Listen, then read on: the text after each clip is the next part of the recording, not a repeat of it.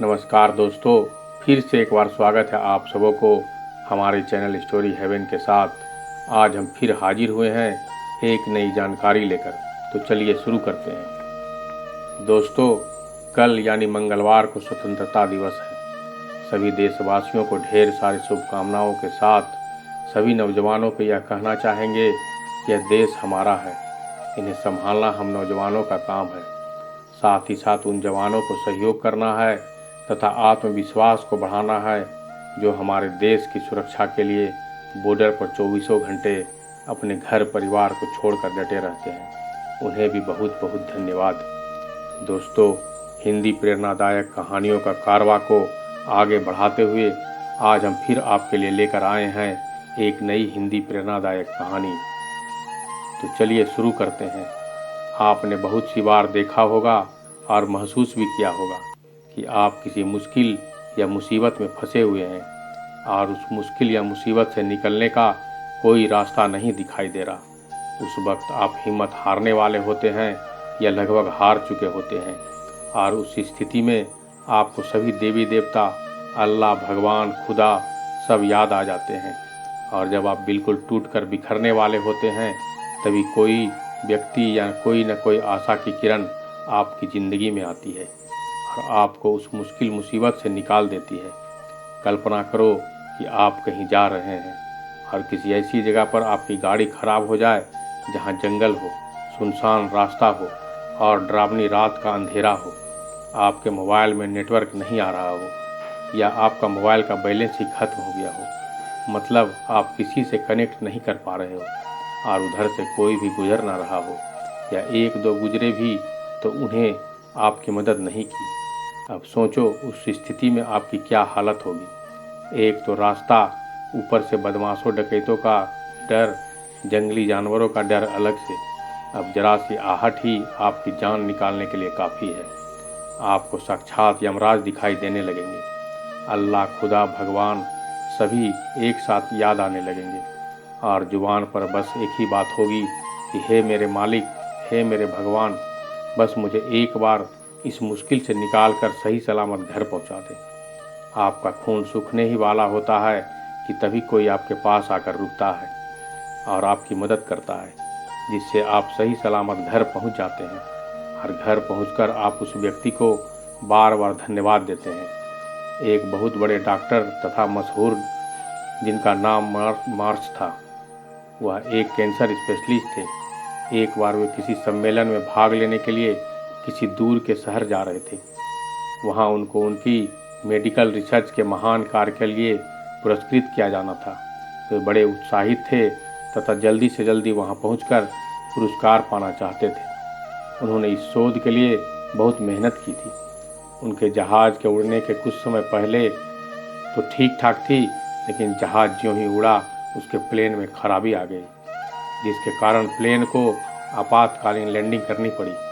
दूसरी फ्लाइट कई घंटे लेट थी तथा डॉक्टर मार्च को लगा कि वे अपने सम्मेलन में अब सही समय पर नहीं पहुंच पाएंगे। इसलिए वे प्लेन से उतरे और उन्होंने स्थानीय लोगों से पता कर एक टैक्सी किराए पर ली, पर उनको टैक्सी तो मिली लेकिन बिना ड्राइवर के। इसलिए उन्होंने खुद ही टैक्सी चलाने का निर्णय लिया। जैसे उन्होंने यात्रा शुरू की, कुछ देर बाद बहुत तेज बारिश होने लगी। रास्ता लगभग दिखाई देना बंद सा हो गया, जिसकी वजह से वे गलत रास्ते की ओर मुड़ गए। लगभग 2 घंटे भटकने के बाद उनको समझ आ गया कि वे रास्ते भटक गए हैं। थक तो गए ही थे, भूख भी उन्हें बहुत जोरों से लगी थी। उस सुनसान सड़क पर भोजन की तलाश में गाड़ी इधर उधर चलाने लगे। कुछ ही दूरी पर उनको एक पुराना सा मकान दिखाई दिया। उन्होंने बिल्कुल मकान के नज़दीक अपनी गाड़ी रोकी और परेशान होकर गाड़ी से उतरे। उस छोटे से मकान का दरवाज़ा खटखटाया। एक स्त्री ने दरवाज़ा खोला। डॉक्टर मार्क ने उन्हें अपनी स्थिति बताई और एक फ़ोन करने की इजाज़त मांगी। उस स्त्री ने बताया कि उसके यहाँ फ़ोन नहीं है।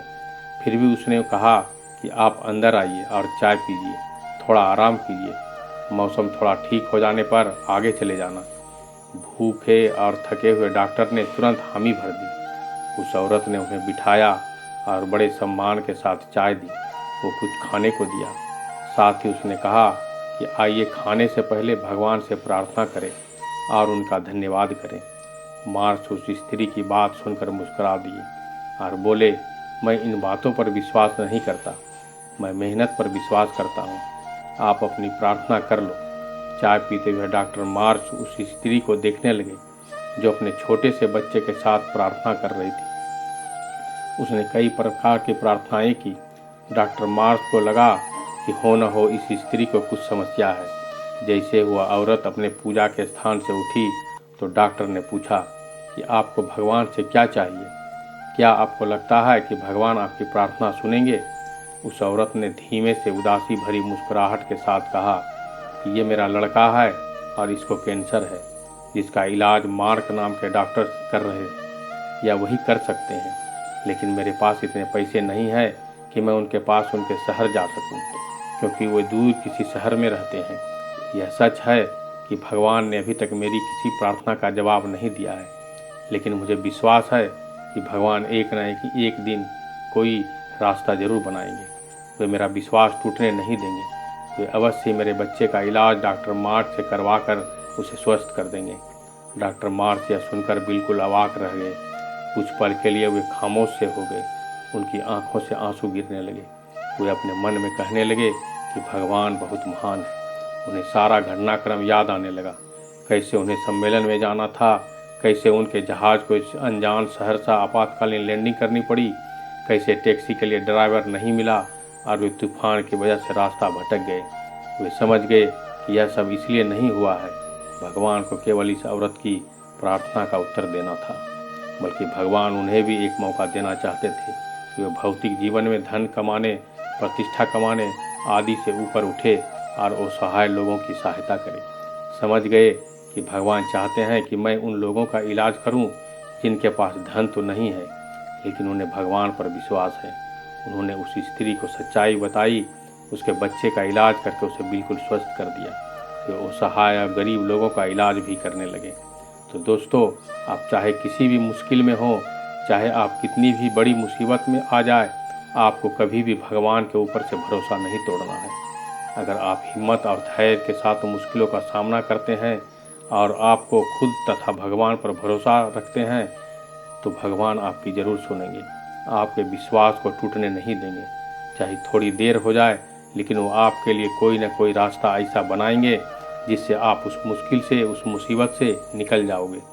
अगर आप ध्यान से देखेंगे और महसूस करेंगे तो पाएंगे कि ज़िंदगी में सबके साथ ऐसी घटनाएं होती है।